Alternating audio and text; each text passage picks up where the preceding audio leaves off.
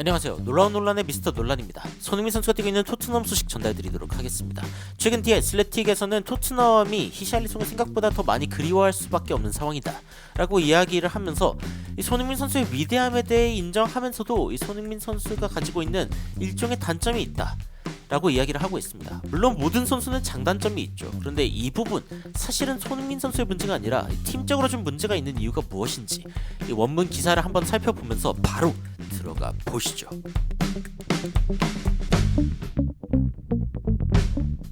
자, 토트넘이 히샬리송을 생각보다 더 많이 그리워할 수 있다라는 기사 제목인데 보면은 자, 조세 무리뉴가 4년 전에 토트넘에서 했던 이야기가 떠오른다라는 말로 시작합니다.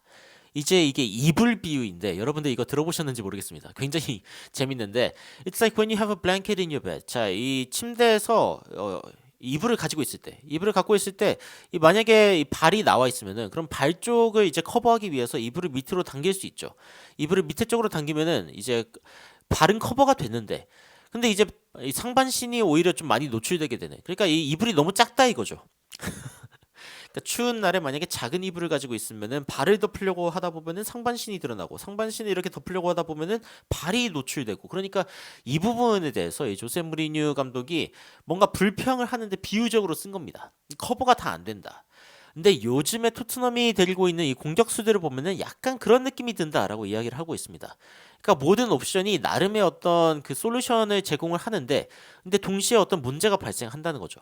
예를 들어서 티모 베르너, 브레넌 존슨 같은 선수들은 굉장히 빠르고 그리고 직접적인 모습을 보여주는데 그런데 공을 잘 잃어버리고 그러므로 인해서 토트넘이 이제 그 공격 지역에서 공을 가지고 있는 걸 좀 힘들게 만든다라고 이야기하고 있죠. 반면 클루셉스키 같은 경우에는 공을 가지고 있는 건 좀 잘합니다. 그런데 공격의 속도가 너무 늦어질 때가 많다. 그러니까 완벽하게 이 상호 보완적 관계이기는 한데 문제는 동시에 이 두 선수가 한 코너에서 뛸 수는 없다는 거죠. 루턴 타운과의 경기 이후에도 사실은 이 포스테코글루 감독이 이런 이야기를 했습니다. 그러니까 뭔가 이 선수들의 장단점이 있는 상황이다. 심지어 자 여기서 이렇게 이야기하죠. Even the great 손 흥민 falls into this category when playing. 자 경기를 할 때 손흥민 선수 역시 이러한 카테고리에 들어갈 수밖에 없다. 그러니까 육각형 만능형 공격수가 아니라는 거죠. 손흥민 선수는.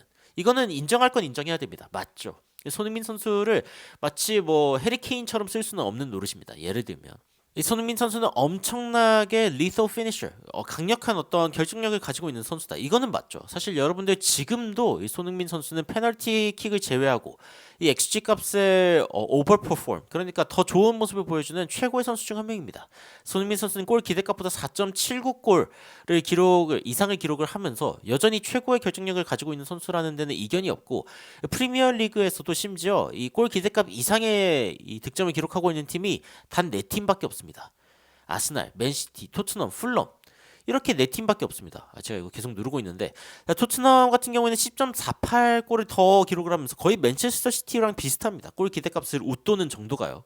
그리고 프리미어리그에 단 4팀만 이 정도의 모습을 기록하고 있다는 걸 보면은 토트넘이 얼마나 손흥민 선수의 골 결정력에 기대고 있는지 이런 부분들을 알 수 있습니다. 그런데 문제는 손흥민 선수가 최근에 공을 많이 못 잡고 있다는 거죠. 그리고 결국 그것이 이 연쇄적으로 문제를 일으킵니다. 자, 일단 그 디애슬레틱에서 어떤 장면을 지적을 하냐면은 이 손흥민 선수가 들어가려고 하는데 메디슨이 이제 패스를 잘못 넣어줍니다. 그러니까 이게 무슨 뜻이냐면은 메디슨이 공을 가지고 있는 상황에서 손흥민 선수의 결을 제대로 보고 주면 좋은데 그런데 이제 패스 미스를 하게 되죠. 결국에는 이게 상대방에게 공이 뺏기게 되는 계기가 되고 그리고 14초 뒤에 결국에는 뉴캐슬이 골을 넣습니다. 선제골을 넣는 장면. 바로 직전에 있었던 게 바로 메디슨과 손흥민 선수의 이 호흡 미스에서 일어났다는 거죠. 그리고 그 다음 이 세컨드 하프 이 후반전 쪽에서도 손흥민 선수가 공을 가지고 있는 상황에서 쇼 롱스타프 그리고 기마랑이스가 이 손흥민 선수의 공을 뺏어내려고 하는 상황에서 결국에는 역습이 시작됩니다. 그리고 이 공을 뺏어냈을 때 롱볼로 연결이 되게 되고 결국에는 이 뉴캐슬의 세 번째 골이 터지게 되죠. 자, 그런데 우리가 주목해야 될 부분은 이 손흥민 선수가 도대체 왜 손흥민 선수가 도대체 왜 내려와 가지고 공을 받아야 하는지 이런 부분들입니다. 그리고 손흥민 선수가 공을 뺏겼을 때 이 이선은 뭘 하고 있는지 이 부분이 이제 질문해야 될 부분이거든요. 그러니까 손흥민 선수가 공을 뺏겼다라고 하는 거를 주목한 이유는 사실은 이 공격수의 장단점이 있다라는 걸 설명하려다 보니까 손흥민 선수의 이런 부분을 주목한 건데, 그런데 제가 주목하고 싶은 부분은 손흥민 선수가 공을 빼앗겼을 때 도대체 이 이선 미드필더들은 뭘 하고 있는 거냐? 여기에 있으면 도대체 어떤 전술적 쓸모가 있죠? 붙어줘야죠, 어느 정도. 뒤에는 어차피 센터백들이 커버를 하고 있을 텐데 왜 롱볼을 자유롭게 찰 수 있도록 해주는 것인지, 이것부터가 사실은 문제인 겁니다. 여러분들 이 장면도 마찬가지입니다. 롱스테프가 이제 공을 뺏었을 때, 그리고 이 장면은 사실은 손흥민 선수가 굳이 내려와줘가지고 공을 받은 것부터가 사실은 문제가 될 수 있습니다. 손흥민 선수는 중간에 안쪽에 있어야죠. 근데 손흥민 선수가 이렇게 내려오는 이유가 뭐냐? 바로 이 미드필더진의 영향력이 부족하기 때문입니다. 그래서 손흥민 선수가 이제 케인이랑 많이 뛰었었고, 케인 선수 같은 경우에는 미드필더진이 뭔가 좀 공을 못 받는 상황이 될 때 내려와주는 플레이를 많이 했었는데, 손흥민 선수도 요즘 부쩍 그런 모습이 자주 보입니다. 후방 빌드업이 뭔가 제대로 안 되고, 그리고 이제 이 수비수에서 미드필더를 거쳐서 공격수로 오는 이 작업이 제대로 안 되니까 지속적으로 내려와 주는 거거든요. 근데 예전에는 이 역할을 손흥민 선수가 아니라 메디슨이 좀 더 많이 해줬습니다. 근데 요즘에는 메디슨의 폼이 그렇게 좋지 않죠. 그렇다 보니까 이런 장면들이 많이 일어나는 게 아닌가라는 생각을 해보게 됩니다. 여하튼 이 이야기를 이 기사에서 꺼낸 이유가 뭐냐면은, 히샬리송이 여기서 받았으면은 좀 덜 뺏기지 않았겠냐라는 이야기를 하는 거거든요. 그거는 맞죠. 근데 문제는 히샬리송이 들어왔을 때에도 손흥민 선수처럼 이 안쪽에서 확실하게 마무리해 줄 수 있냐? 그거는 아니라는 거죠. 그렇기 때문에 이 히샬리송이 그립기는 하지만 히샬리송이 돌아온다고 해서 이 문제가 해결되느냐? 그건 아닙니다.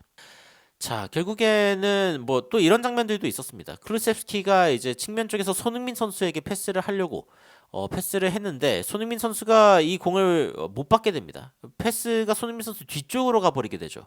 그래서 손흥민 선수가 이 공을 가지러 가기 위해서 몸을 돌려가지고 다시 한번 이 공을 탈취하려고 하는데 타운센드와 맞붙게 되고, 타운센드가 손흥민 선수에게 이 공을 탈취해 내면서 결국에는 이 루턴 타운의 골로 연결이 됩니다. 자, 이런 상황들이 결국에는 히샬리송이 없기 때문이다라고 해석을 하고 있는 건데, 글쎄요. 저는 이 부분에 대해서 물론 동의를 완벽하게 하진 않습니다.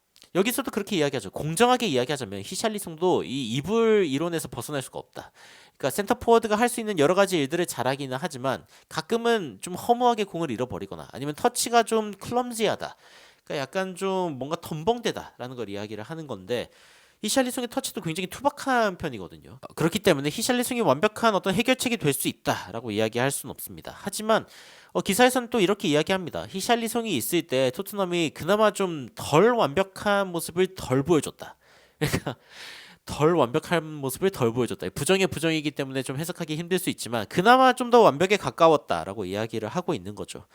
근데 이것은 결국에는 토트넘이 얼마나 이 중원에 많은 지원이 필요한 상황인지, 그러니까 중원이 얼마나 좀 완성이 덜 됐는지에 대해서 다시 한번 뭐 상기시켜주는 그런 이야기일 뿐이라고 생각이 듭니다. 자, 지금의 문제가 뭐냐? 이 손흥민 선수가 계속 공을 잡고 있는 상황이 되어야 한다는 것. 그래서 여기에선 어떤 이야기를 하냐면, 손흥민 선수가 차라리 측면 쪽에서 시작하는 게 훨씬 낫지 않겠냐. 그리고 자신이 앞에 더 많은 공간을 두고서 플레이하는 것을 더 편안해하지 않겠냐. 물론 더 편안해하겠죠. 근데 제가 봤을 때 손흥민 선수가 센터 포워드에서 센터 포워드의 역할만 집중할 수 있다면 훨씬 더 좋은 결과가 날 겁니다. 확실하게 손흥민 선수가 자신의 어떤 공격적인 역할에만 집중할 수 있는 게임은 토트넘이 이기는 경기들이었습니다. 왜냐면은 뭐 후방에서 빌드업을 하고, 그리고 미드필더진에서 어쨌건 측면으로 공을 전달해가지고 측면에서 공이 안쪽으로 들어와서 손흥민 선수에게 연결되는 그 과정들이 매끄러웠기 때문이죠. 근데 그런 게 잘 안 될 때가 사실은 이제 지속적으로 문제가 된 거고, 히샬리송이 물론 이제 해리케인이 될 수는 없습니다. 해리케인이 떠나고 나서 해리케인을 적당하게 뭐 보충하지 않았다라는 비판은 지속적으로 일어나고 있고, 다만 이제 알레오 벨리즈 같은 경우에 정통적인 스트라이커로서 이 해리케인을 대체할 수 있는 어떤 역량을 가진 선수라고 생각하면서 데려오긴 했는데 부상을 입게 되었죠. 물론 어린 선수이기도 합니다.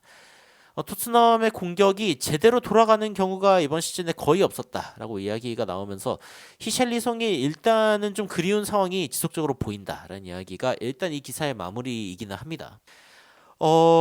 글쎄요. 저는 이 기사를 쭉 살펴보면서 손흥민 선수보다는 히샬리송이 지금 뛰는 게 낫지 않겠냐, 이런 식의 어떤 제안을 하고 있는 기사로 보이는데, 저는 사실은 이 기사를 보면서 다시 한번 생각이 납니다.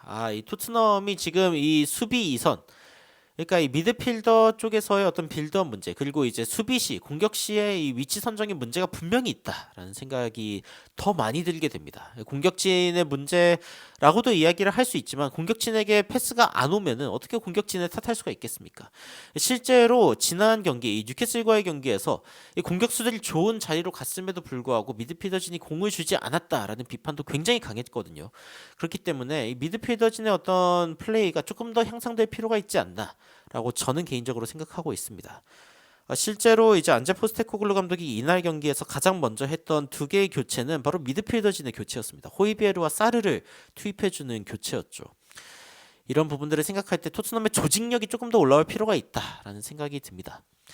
여러분들은 히샬리송이 그리울 수도 있다라고 하는 이 아슬레틱의 기사에 대해서 어떤 생각이 드시는지 굉장히 궁금한데 댓글로 의견 남겨주시면은 이렇게 현지의 외신들 다시 한번 생생하게 여러분들께 전달드리도록 하겠습니다. 이상 놀라운 논란 미스터 논란이었습니다. 시청해주셔서 감사합니다.